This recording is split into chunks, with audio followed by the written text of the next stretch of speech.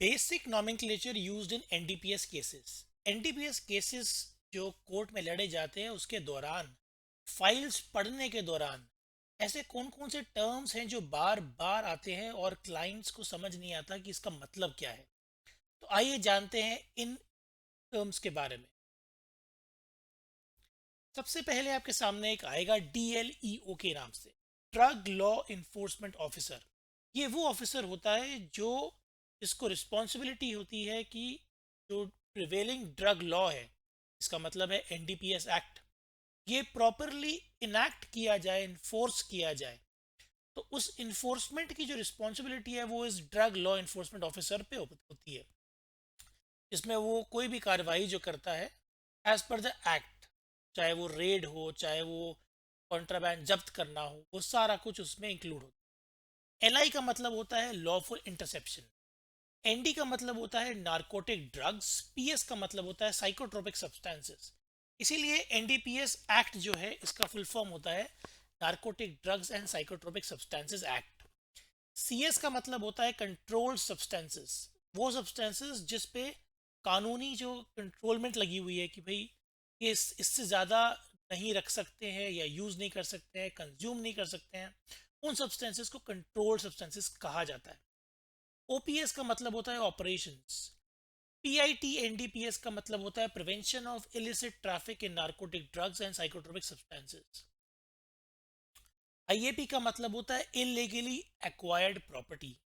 CrPC होता है code of criminal procedure, क्योंकि जो एनडीपीएस एक्ट है उस पर जितनी भी कार्रवाई होती है वो क्रिमिनल लॉ के हिसाब से होती है, ना कि सिविल लॉ के हिसाब से। इसीलिए वो सीआरपीसी के थ्रू, क्रिमिनल प्रोसीजर्स के थ्रू ही किया जाता है। एनसीबी में मतलब होता है narcotic control bureau.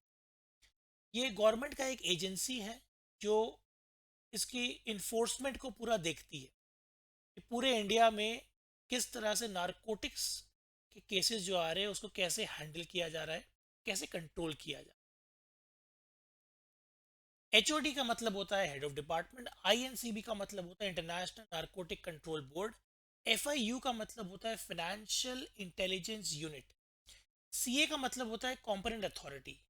Component authority वो पर्सन होता है जो कोई ऑर्डर या फिर कोई कार्रवाई करने के लिए कॉम्पिटेंट होता है, उसको एक दर्जा दिया गया है, रिस्पॉन्सिबिलिटी दी गई है कि वो काम कर सके। तो वो कॉम्पिटेंट होना चाहिए तभी वो कार्रवाई कर पाएगा। जैसे कि एग्जाम्पल, कोई अगर पर्सन आगे किसी पे अरेस्ट करने की कोशिश कर रहा है तो वो पर्सन कॉम्पिटेंट होना चाहिए अरेस्ट करने के लिए, उसके पास एक कॉम्पिटेंट अथॉरिटी होनी चाहिए। आइए आगे बढ़ते हैं। डीओ का मतलब होता है डिटेंशन ऑर्डर। डीए का मतलब होता है डिटेंशन अथॉरिटी। आरयूडी का रिलाइड अपॉन डॉक्यूमेंट्स। एलआर का लेटर रेगुलेटरी। एमएल का मनी लॉन्ड्रिंग।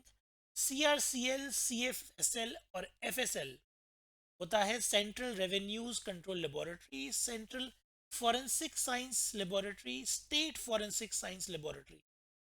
जो आखिरी के दो हैं फॉरेंसिक साइंस लेबोरेटरीज, इसमें जो कॉन्ट्राबैंड जब्त किया गया होता है या ड्रग्स, वो जाते हैं चेकिंग के लिए, कि टेस्टिंग के लिए जाते हैं इन लैब्स में। उस पर प्रॉपर साइंटिफिक केमिकल टेस्ट होते हैं टू अंडरस्टैंड कि इसमें क्या, कितनी मात्रा में कौन सा ड्रग था और उसका जो केमिकल फार्मूला है वो क्या है, ताकि वो क्लियर एक इंडिकेशन मिल सके कि इसमें ये ड्रग्स पाए हुए थे और इसमें इतनी प्योरिटी थी उसकी।